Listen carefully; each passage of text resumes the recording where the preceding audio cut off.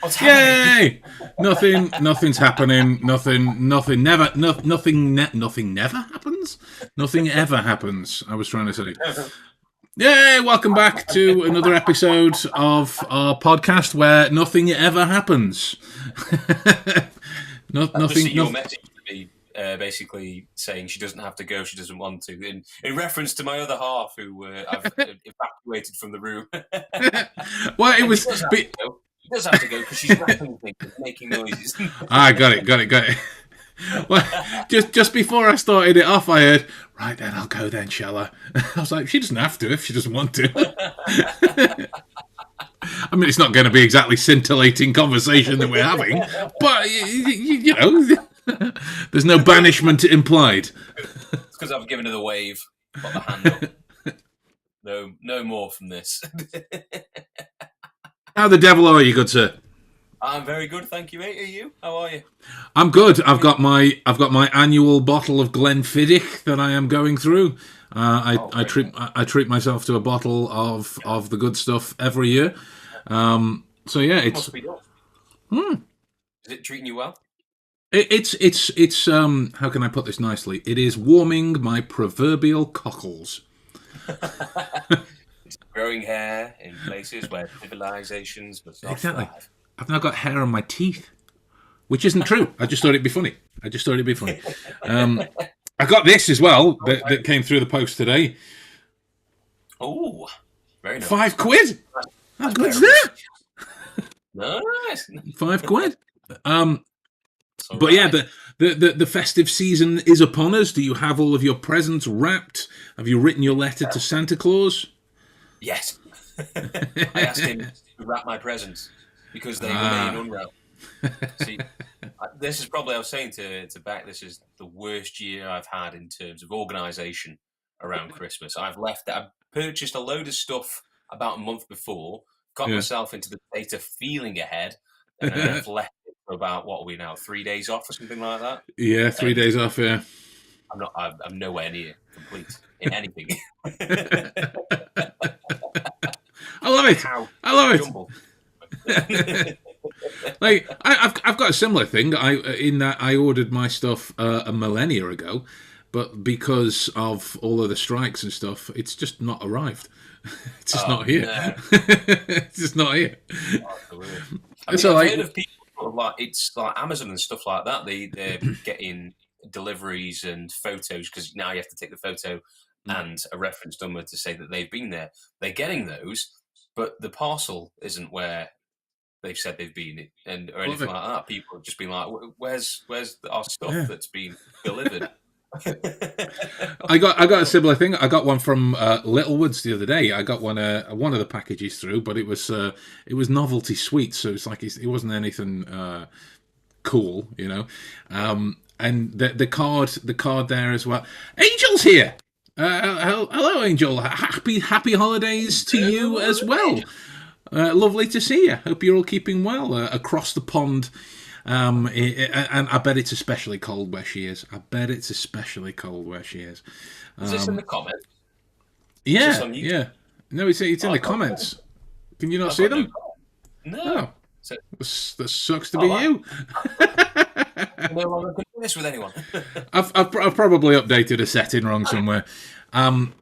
But yeah, so Littlewoods put me a card through saying we've left it in the brown bin. First of all, food in the brown bin with loads of old grass. Nice. But anyway, I didn't think anything of it. I got an email through maybe an hour later. We've left your parcel with a neighbour. No, you haven't. Nope. Who has taken my parcel is the next question. Bloody hell. Angel says as well, 8 inches of snow on its way today. Wow. 8 inches is far too many inches. That's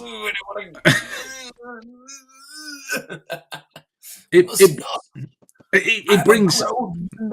Oh no, mate! I saw a reel about this yesterday. There was a guy come up. He said, "Ladies, we've had 3 inches of snow here. That sounds like a lot, right? 3 inches. That's a lot, right? But yeah, 1 inch of snow would bring England to a halt. God knows what 8 inches would do. We'd drown. A wet leaf is considered the aftermath of a storm. Oh, God. A wet Yeah, a wet leaf would bring the national rail to an end. Never mind strikes. So I was thinking, sir. I do it often as well. It's bad for you. Yeah, I know, right? Like, I made myself chuckle just with a private joke between me and Maddie. I made myself chuckle with it because Maddie will walk in and she'll like, I've been thinking. I'll go, are you okay? You're right. Just to be a dick, just to be a dick. Yeah, but I was thinking about the podcast. The past couple of episodes have been quite dark, quite serious kind of material, quite grim. It's we looked at Matt Hancock, we looked at manipulation, we looked at all manner of things. So I thought this time, with it being the festive season and everyone is happy and joyous and whatnot. I asked my Spanish coach the other day what bar humbug is in Spanish, and I still haven't got a reply yet. Which is, I think I've completely befuddled her. I thought it would be a nice change of pace for us to talk about something a bit more fun. So, with that in mind, I thought we'd discuss the spectacle of training that is Murderville. Murderville. Have you heard of Murderville? What is Murderville? Oh, mate. It is bloody brilliant. It is bloody brilliant. First of all, it's on Netflix, right? It's on Netflix. Okay. I don't know if it's Netflix the world over. I presume so. But I was like, I'm overly concerned with the nature of VPNs today. I was trying to find Violent Night on Amazon Prime, but it turns out you can only stream it on Amazon Prime through America. So I was like, do I buy a VPN just for that? No. So Murderville on Netflix is it's essentially an improv comedy, but a murder mystery. So it's got Will Arnett and a bunch of other kind of Saturday Night Live people that are on there. And Will Arnett is he's leaning more into his own voice. For those of you that don't know, Will Arnett is the voice of Lego Batman. And he's playing Chief Detective Terry Seattle of Homicide. He does those characters so well, though. It's great. It is great. And he's got this ridiculous fake mustache on that keeps falling off. There's a couple of times when he's chuckling, just kind of holding it on his own face the whole time. But the kind of rub of it is him and the rest of the cast, they have the script. They bring in a trainee detective, which is a celebrity, who knows nothing about what's going on. Absolutely nothing other than they are going to be on Murderville. That is it. And so everything else that pans out that they have to get involved in is just made up on the spot, and it's bloody brilliant. So there's a Murderville series that's on there, but there's also an extended episode which is Who Killed Santa. Okay. And the series itself, they have one trainee detective come in. So there was Conan O'Brien, a couple of people I've never heard of before, presumably predominantly American celebrities. There was Ken Jeong as well. He was in there as well. Nice. And he's in everything. They must have just told him it was Hangover 4. That's probably what happened. But in the Who Killed Santa one, they bring 3 of them in. So they've got Jason Bateman in from the start, and then they bring in Maya Rudolph, who does the voice of Connie in Big Mouth. have a bubble bath. Hormone monster, and then they bring in Pete Davidson towards the end. Oh, nice. Oh, mate, and it's brilliant. Like, so they like Bateman comes in, and they're going to an office party at the mayor's because Santa's giving out some presents to the local orphans. And they need people to run security and the like. So Bateman and Arnett turn up, and Bateman's talking to the woman wrapping the presents, and he tries to steal a pair of sound-cancelling headphones and whatnot. And then they go and see Santa. Santa's talking away. The lights go out. You hear like a, and Santa's been stabbed to death with a candy cane. The candy cane, but it's one of these fucking massive candy canes. It's well, like this one thing. Arnett says to Bateman, "You should get down there and see if he's still alive." And Bateman's like, "Okay, right, yeah, give him mouth to mouth." And you can see dead Santa start laughing, like turning his face away, like because he doesn't. And Bateman's like, no, he's still alive, he's still alive. So they get up, yeah, he's still alive. And then Santa goes, dead again. Yeah, oh no, he's dead again, he's dead again. He's dead again.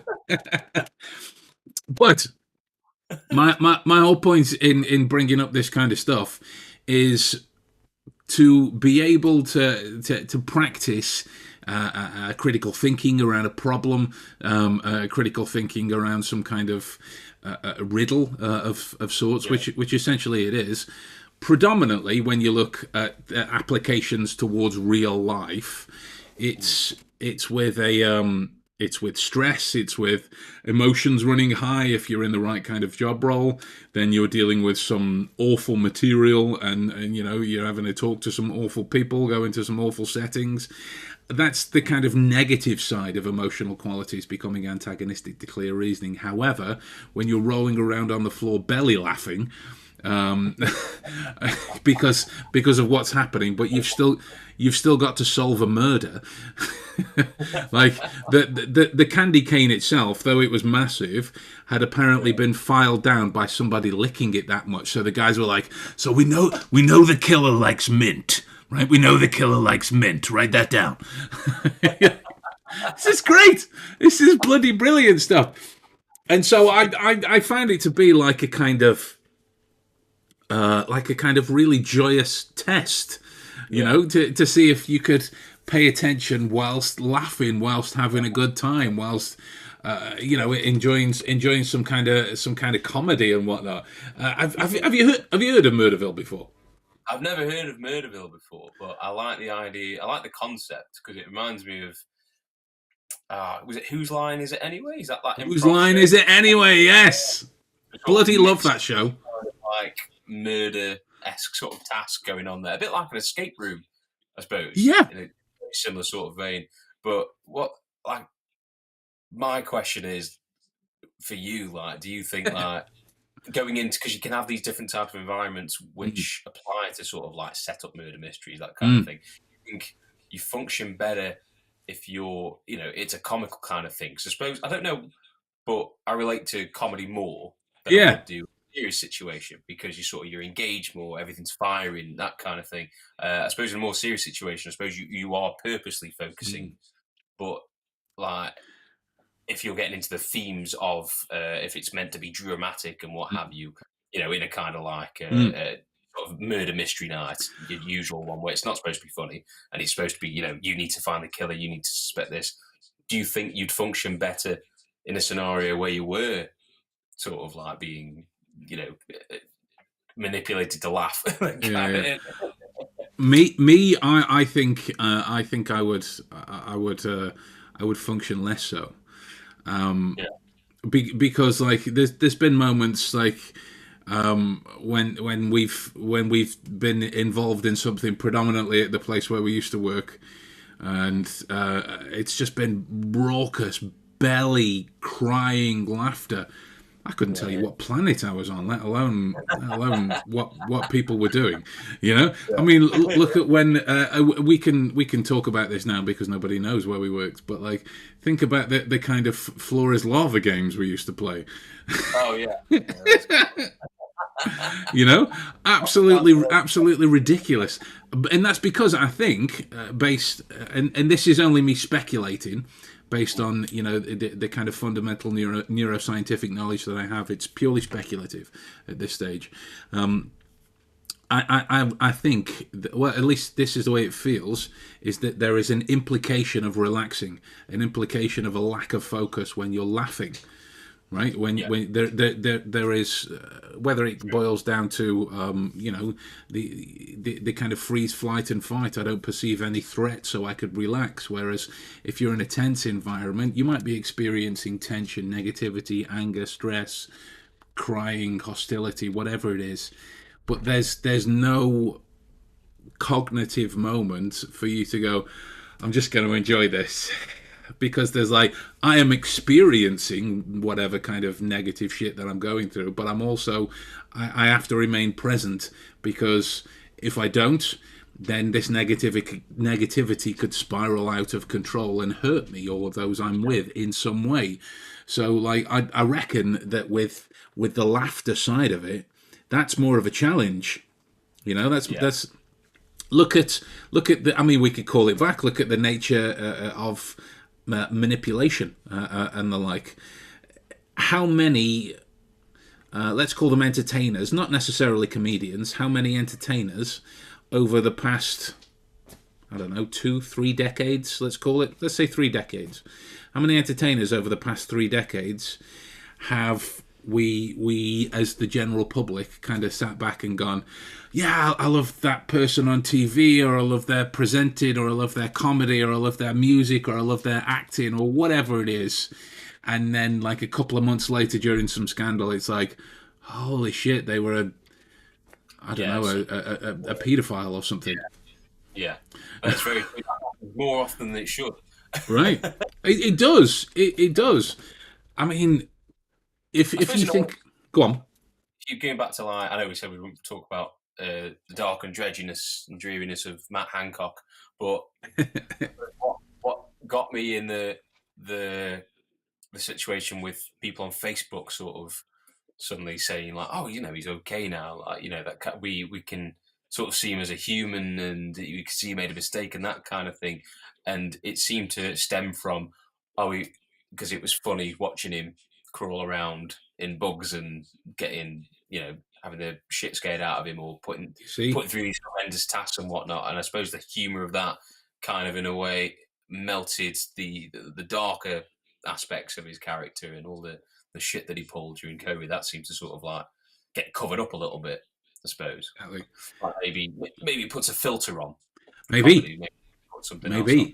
I mean, if you think about it, like if I don't mean any of this that I'm about to say, but if I were to go, Adam, you're a prick, and the other side of it, I was to go, Adam, you're a prick. Which one are you more? Which one are you more likely to accept? Right, you're more likely to accept you're a prick, even though I've just insulted you. Right, it's not taken as such. I might mean it. I might be trying to vent in some way. Right? I'm not. I think we both know that if I thought you were a prick, I'd call you a prick. I think we both know that by now. And at the end of every podcast. Yeah, that's how I start a text. It's prick, something else, and then we end it with usually some kind of variant on the C word. Which I think in our entire podcast history, which is like 112 episodes now, that word has only slipped out 2 times, which is pretty good. It's pretty good for us. It's pretty good for us. But yeah, that's why I think Murderville itself can be used. But it is by no means a mimicry of real life in any sense. But it can be used as a more challenging murder riddle to practice the connections of your deductive, your inductive, and your abductive reasoning, because there are moments where an important piece of information flies out, but you're not focusing on that because something else is going on. Like for example, in one of the episodes of the series, they had Sharon Stone on. Sharon Stone, of all people, like the Conan O'Brien. I googled. Her name was Annie something. Annie something or other. She was a TV actress. There was a guy on there who had kind of long dreadlocks, who was some kind of athlete. Ken Jeong as well, and then Sharon Stone, the kind of monolithic legend that is Sharon Stone. But yeah, there was this one scene where, like in every episode, they have kind of stock traits. They have this scene where Will tries to put them into a kind of good cop, bad cop scenario just to get them to do things, and like he says to Sharon at one stage, "I think we should just do it and just confess our love for one another," and Sharon just goes, "No."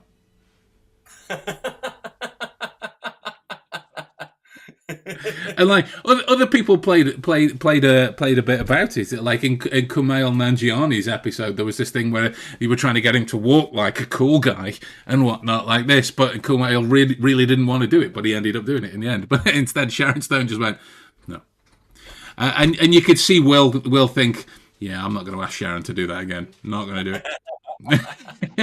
It's not going to happen.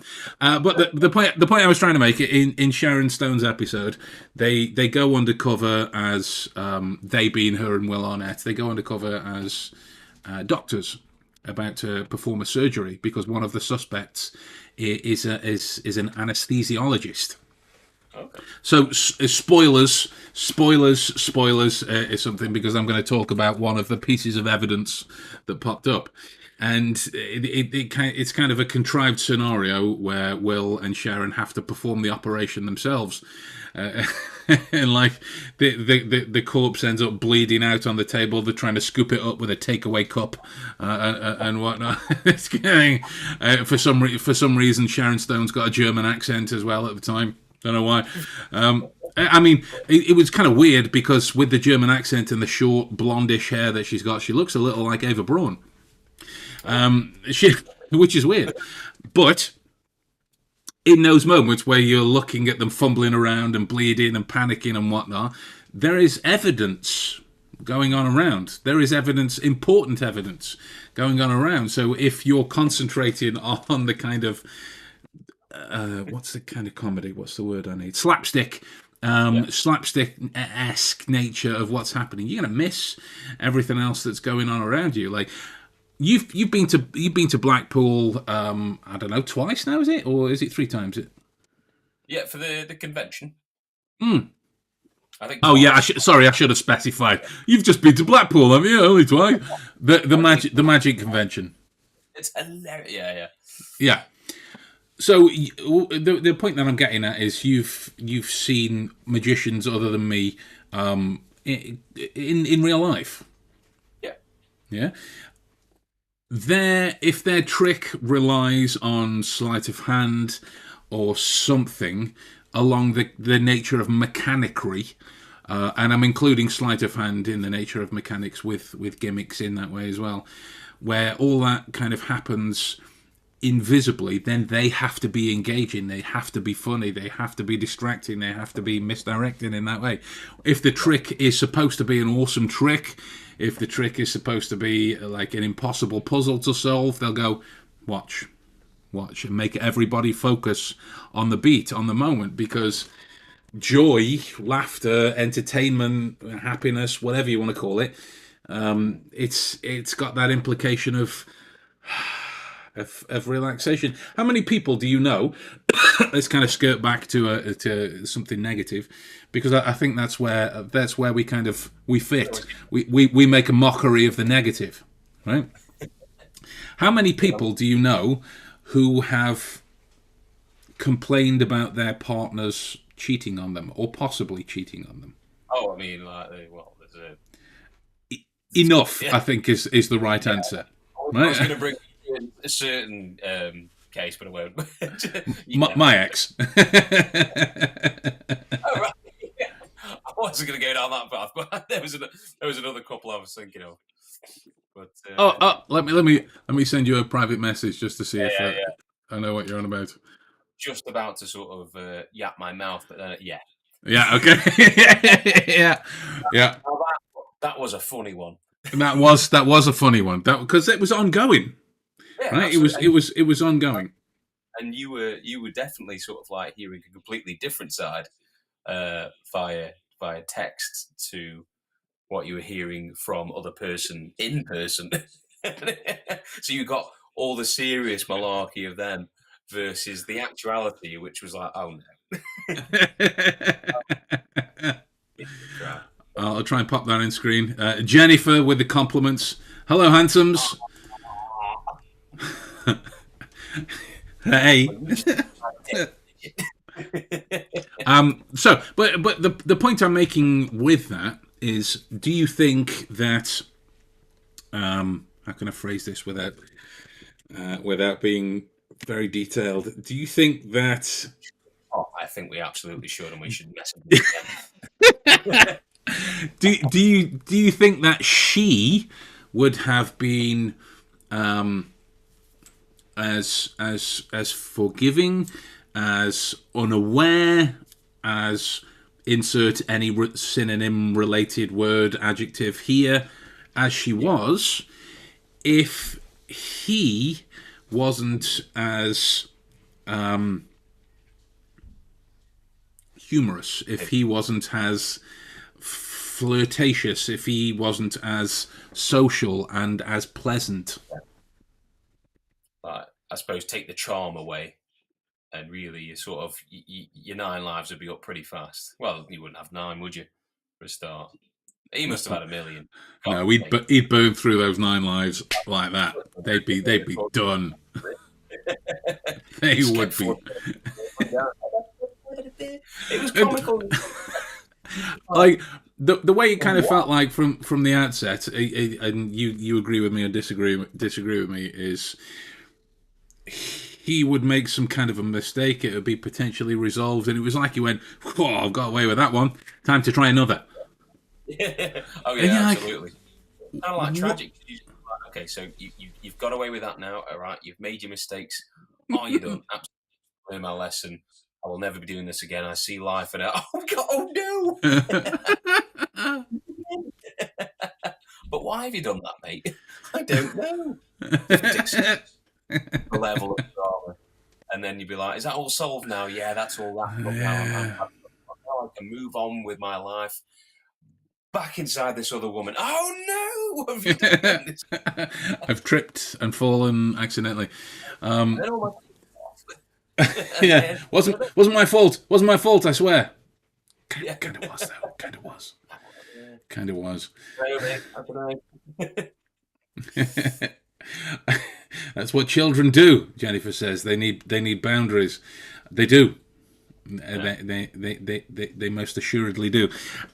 So I would encourage you, sir, and I would encourage everybody else that that watches, listens to, I don't know, gets dragged into this podcast. I'm going to see if I can make a couple of shorts out of this as well. Not like cut off some trousers, like short videos. So much just because I imagine like your face and my face on either side. I'm gonna have to get it made. I'm gonna have to get it made now. I'm gonna have to. The podcast shorts, limited Christmas. Well, is the thing. Do you want to be the left one or the right one? I mean, I don't mind as long as you have the back of our heads on your arse. It's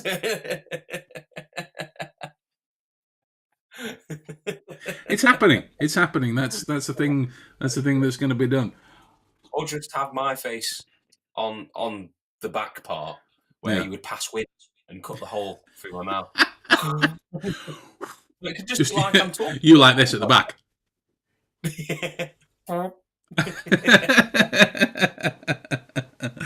Glorious.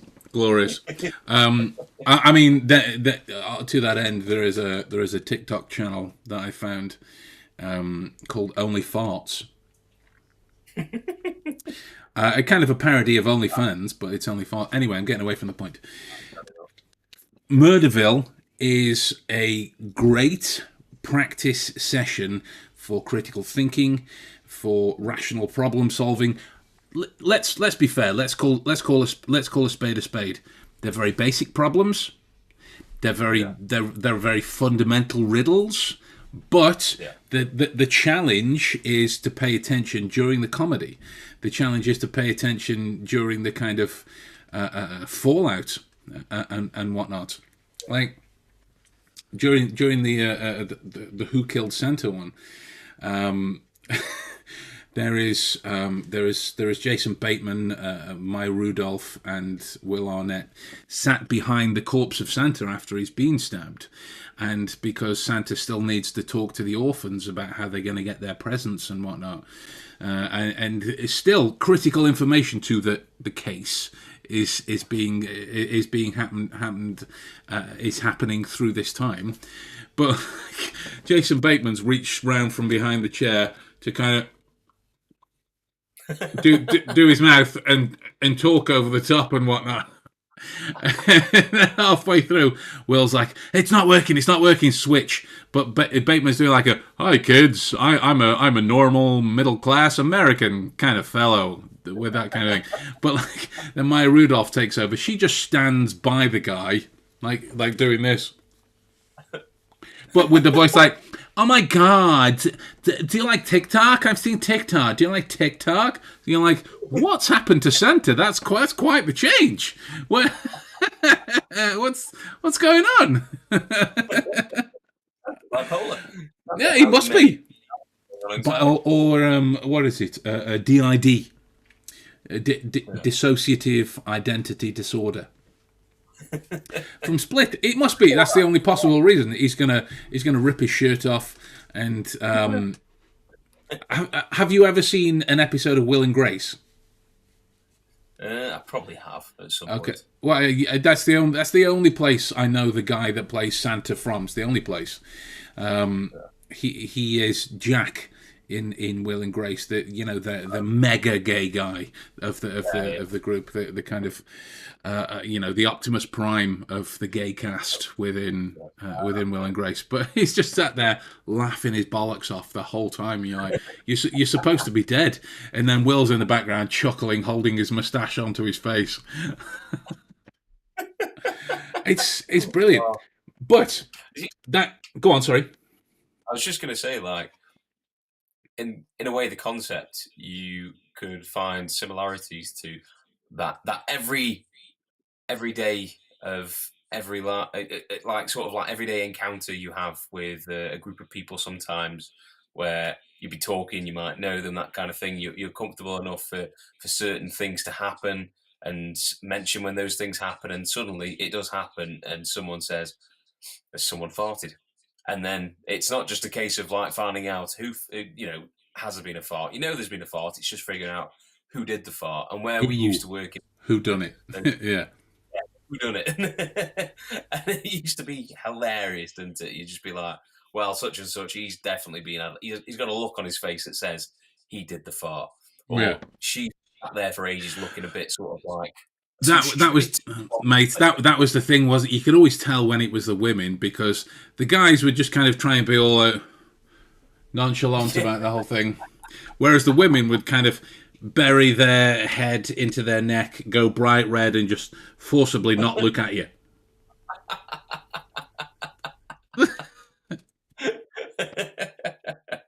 Well, the gym one. You'd go to the gym and mate. And what someone would be like doing press ups or something, and you'd be like, "Christ, who is it?" Someone's been on the protein shakes. Yeah. that was how I used to kind of poke flaws in the nature of micro expressions. Like, have you seen any? Have you seen? Jennifer's complimenting my accent. Thank you. I can't give you the details behind what the meeting was, but there's been a couple of meetings where I've joined in as part of my job, and they've had to be like, by the way, English people they're not allowed in this meeting. So you're American, okay? Cool. Anyway, what? Hey, I was like, hey, yeah, hey, and I would just try and stay quiet the whole time, until someone asked, and I was like, it doesn't matter, just keep going. I'm glad I was in this situation, because if anybody sort of like put me in that role, and then they asked me something, I'd be like, I'm American, and then that would just be my answer for everything. So you know, what you contributing to this case? I'm American. Yeah. I really struggle with the R's on an American accent, like murder. I that was over exaggerated on purpose, just to qualify that. Murder, the kind of sound. That's the sound that I struggle with. I speak Irish all the time now whenever I try to do an accent. I don't know whether it's because I mimic my brother-in-law quite a lot these days, just to take the piss out. Wait. Is he Irish? We've never actually. I've never actually asked you that till this time. Is he Irish? He's amazing. Amazing. Doing his accent or something like that, and or I've done that so often that whenever I do another accent, like I think I've said to you many times, like, there's some Russian bloke at work today, and he said to me, "Oh, hello there, Adam," and I'm like, "God, I'm not Russian." Or I spoke to some American chap on the phone, and he was like, "Hello there, Adam." No. Hello there, Adam. How are you? Hello. No, you spoke to the guy that likes all the cereal. That's what you've done. But here's the thing, right? With the sequel coming out tomorrow on Netflix, it made me think. Have you watched Knives Out, the first one? Yeah, I have. What did you think of it? I thought it was something that had been done before, but I thought it was done in a kind of a brand new way. And there was sort of added sort of elements on top of that, the kind of Cluedo-esque sort of, Yeah, it really was with the house and everything. Yeah. Sort of passes away mysteriously. Loads of sort of relatives that seem like they might all want the treasure within and that kind of thing. Want everything in his will. But I think that was a good place to start with a saga like this, because I'm guessing he's building up. I thought it was fantastic, really. And from what I've heard of Glass Onion, it seems to have now got its way forward to do something completely. And its legs, got you. With the military side of it all. And yeah, I was a big fan of the first one, but I really am looking forward to the second one in a way of, like, you know, purposely going out to watch it for that specific reason of what it is. I think Knives Out fell upon it because it was on at the time. Oh, mate. This one, I'm looking out for it. Yeah. I can't like, when you watched Knives Out the first time, did you feel like when you watched it, it wasn't just sit back and enjoy a film? You could, I mean, maybe second, third time of watching, but you could go, that's important, that's a clue, that's relevant, and separate it out that way. Yeah, absolutely, yeah. When you look back on certain, like, conversations certain characters were having without spoiling what was going on, you look at them in a different light once you know certain facts, and then you're like, wow, that's such and such, and God, that obviously meant that, but I would never have thought it meant that beforehand. And sometimes I think this is the one conversation where they just blatantly told you the killer was, but it was done in a way that it was just played off as a bit of a joke. And I was like, that's well, absolutely. The similar thing kind of stuck out for me because, like, you know, not like I caught who it was the first time of watching, but it was only because of the way it was shot. Like, of all of the people that they do the backstories for, the person who is the killer, when they leave a specific room, it is the same shot used like 3 or 4 times, whereas for every other person, it is different. And I think I'm only kind of, I don't know, reflecting. I don't know how logical or remembered specifically the details are, but I thought to myself, that's weird. That stands out too much. Must be that person. And then it got to the end. Oh, it is that person. Yes. But yeah, like I'm so looking forward to this one as a result, because now there are murder mysteries on Netflix other than the kind of documentaries and the unsolved mysteries, which aren't really unsolved, they're just people being lazy. That kind of fall into the realms of, yes, this is funny, that's a challenge. Yes, this is a bit more serious, a bit more long-winded. Of course, I imagine Glass Onion will be something similar to Knives Out. What was it, 2 hours, 2.5 hours? Something along that line. Something like that. I mean, go on. It seems to sort of be doing better than the Poirot remakes, which is good, because you feel like now there's no room for originality in these kind of genres. A lot of people are just remaking and rehashing the old things. And as much as I like Kenneth Branagh's sort of take on everything, what was the last one? Was it Death on the Nile? Death on the Nile, yeah. I mean, even though you can have a really good cast and you can have a guy who sort of clearly appreciates the writing and the origins of that story, it just felt a little bit like, like I'm not really fully engaged in this as a murder mystery. But we'll come back to that as well. I just wanted to pop this on the screen, just as we've spoken about a few in a short space of time. Jennifer, it felt interactive to me. Which one of those are you referencing? Just because we spoke about a few pretty quickly, so I'm not too sure which one you're referencing with that, dude. Yeah, it's like those kind of things which are technically classic murder mysteries. I don't know, it didn't really do anything for me, but this is something completely new, and I like that he could be creating an iconic story and set of characters, and finally we're getting something that we haven't seen in a long time, which is Me too. a bit of fresh. Mate, I completely agree with you. Completely agree with you. He's a decent director. Have you ever seen if we forget The Last Jedi, like The Last Jedi, he shouldn't have gone into Star Wars. I don't think he should do other people's property. He's great with his own work. Agreed. With his own. Agreed. And Brick, I remember watching Brick years ago, and I remember thinking, like, God, I still haven't seen that. I know of it, but I still haven't seen that. It's a good fit. It was better back then, but obviously because he's done much better stuff now. But when I first watched that, I remember thinking, like, God, he'll do like a really good detective, like even a good Sherlock Holmes film. And now that would be fun. Ryan Johnson behind Sherlock Holmes 3.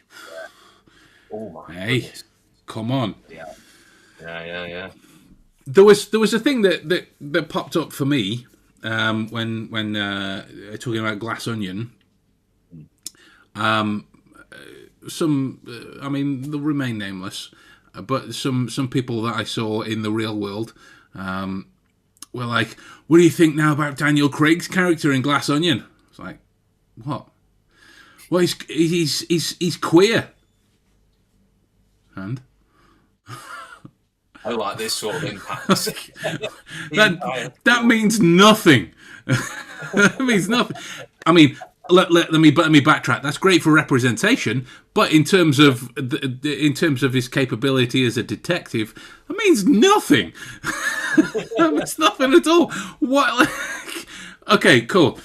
I watch those films because I like them for good puzzles, interesting stories, different ways of doing things. That's why I read so many different versions of like The Hound of the Baskervilles, and to see the way that people can reinvent a puzzle. Like, oh God, the names escape me. Alan Davis, curly hair, magician.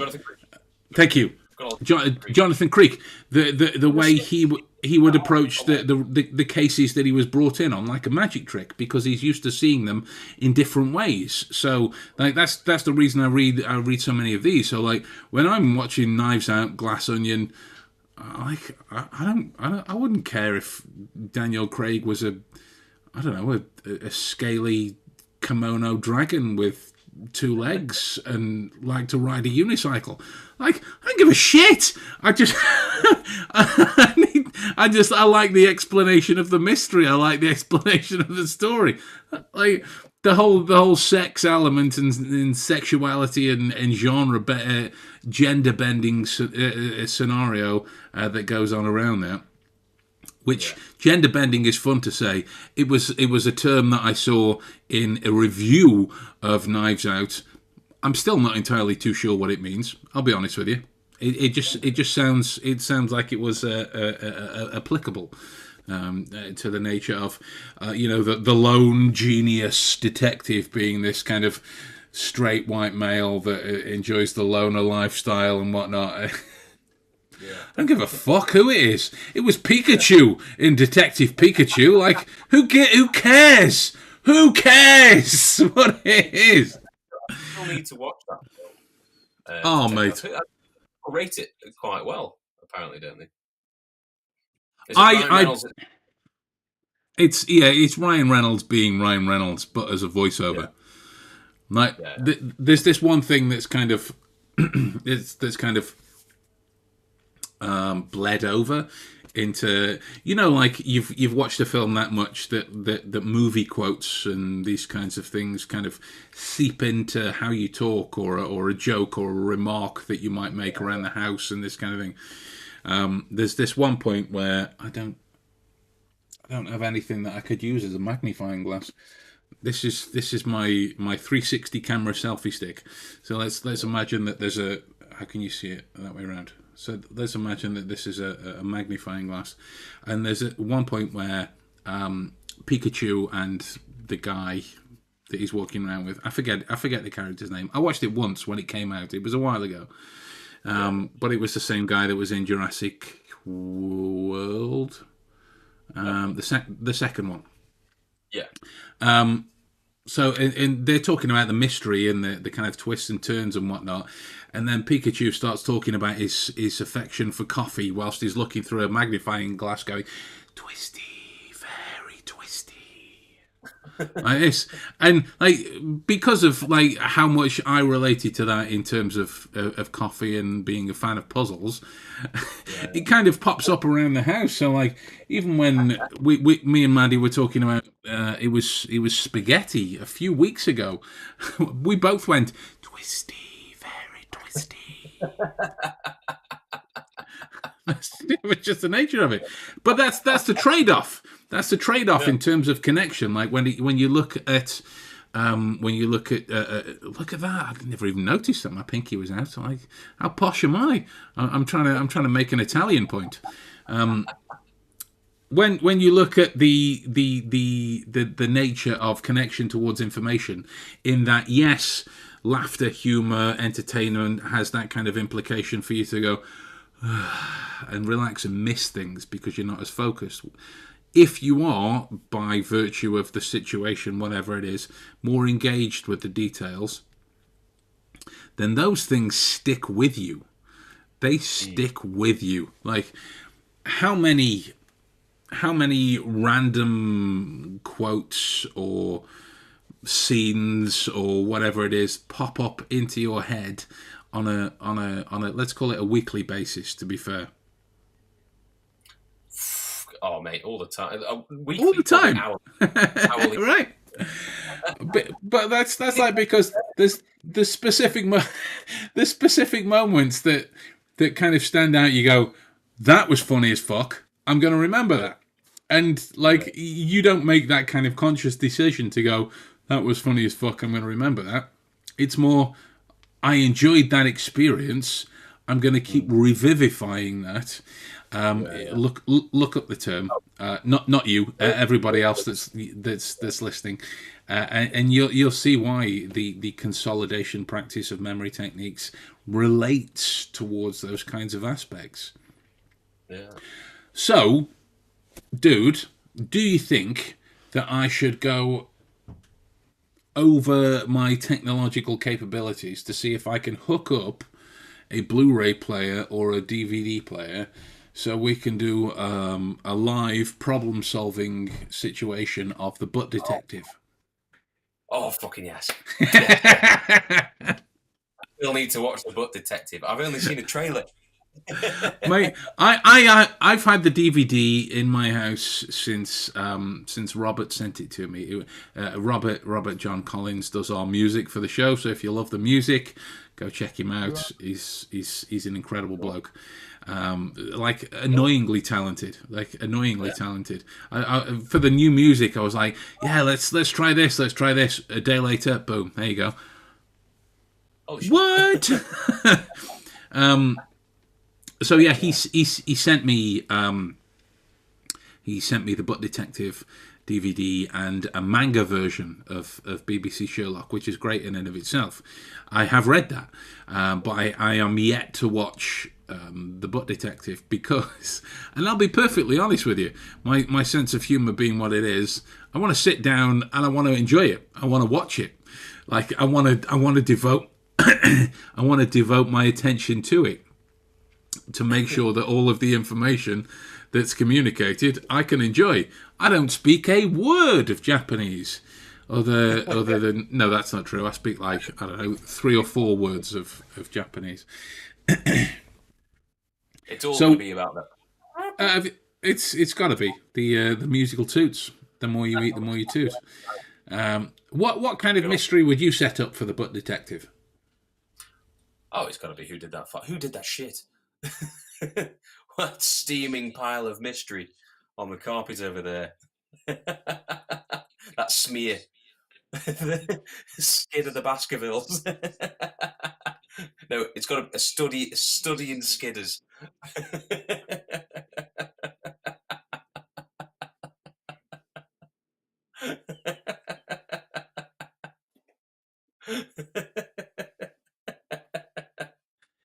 Woo! That was really challenging because normally when I'm laughing with liquid in my mouth, it's like coffee, water, whatever it is. I can just swallow it and carry on laughing. That was whiskey, so like there's no swallowing that without choking. I hope I don't get soundbited on that one. Just mean every now and again. There's no swallowing that without choking. Although to be fair, when it comes back to Knives Out, I am looking to see if Dave Bautista can actually fit into a pair of Speedos. I mean, my God, that will answer. That's a mystery within itself that we'll figure out visually. Maybe that kind of thing. I'm sorry, like I was joking about this online to a couple of people that I work with the other day. Like, you know how the Australians call Speedos budgie smugglers? What? Have you never heard that? I did not know. Oh, mate! If you watch any of the interviews that Aussie Man does with celebrities when he takes them through Australian dialect and these kinds of things,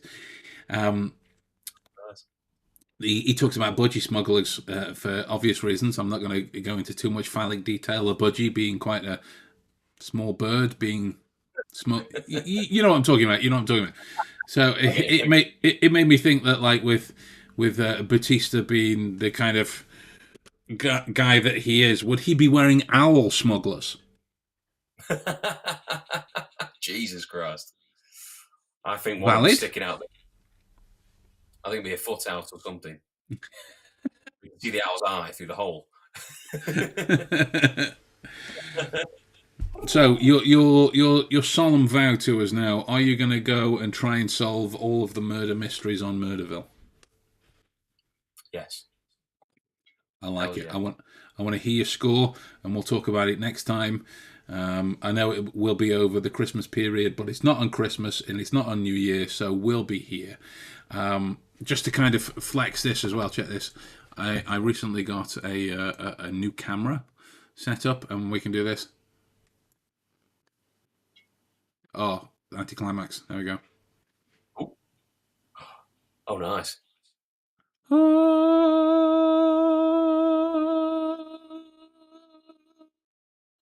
Out of breath. More settings. Oh, I like it. Bloody hell, it's cinematic. I know, right? See you in a minute. All right. Take care. All the best. There we go. Maddie in the room. Yeah. I'm going. Let's focus. Focus.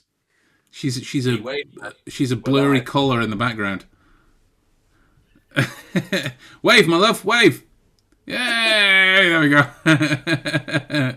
I'm not waiting the time it takes for that to focus. She can be just a beautiful pile of colour on. Oh, I was gonna do it. I was mucking around with the camera the other day, and I was trying to see how far round it would turn. And she got right up close to it, so like it kind of brought into view like this kind of close with her going.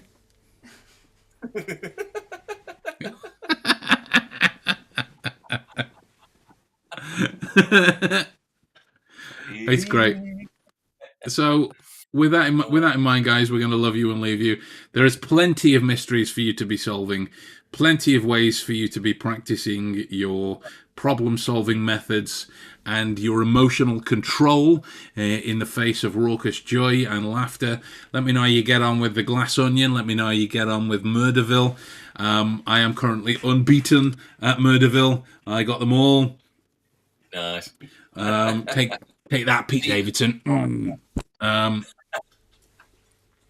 I mean, he may totally solve it. Totally solve it. But yeah, with that in mind, guys, we're going to love you and leave you. And we will talk to you all soon. Merry Christmas. And we will wish you a Happy New Year next time. We're not going to do that yet. We're English. We do it when we need to. All right?